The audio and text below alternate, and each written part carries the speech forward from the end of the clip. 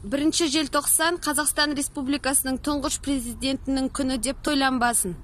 Мен Егінбаева Кербез Айдарбек қызы, Семей қаласының тұрғынымын. Және мен 1 желтоқсанның тойлануына қарсымын. Біздің елбасы айтылған сөздерінің, айтылған уәделерінің ешқайсында тұрған жоқ. Қазақстанда демократия орнатам деді. Біздің республикада демократия орнамақ тұрмақ, демократияның иісі де шықпайды. Демократия бар елде аузын ашқан адамдарды абақтыға қамамайды. Екіншіден, президентіміз билікте қыздарым отырмайды деген. Ал қазір Дариға Назарбаева сенатты басқарып отыр, балаларымызды уроды деп қойып. Үшіншіден, Назарбаев Қазақстан әйелдеріне қорықпай бала тауып, ақшаны аямаймыз, жағдайларын жасап береміз деді.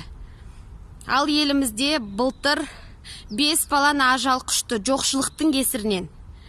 Одан кейін әйелдер жылап сықтап, қаншама сұрап, өкіметтен көмек сұрап, АСП бөлінді. Енді қаңтар айынан бастап АСП тоқтатылады дейді.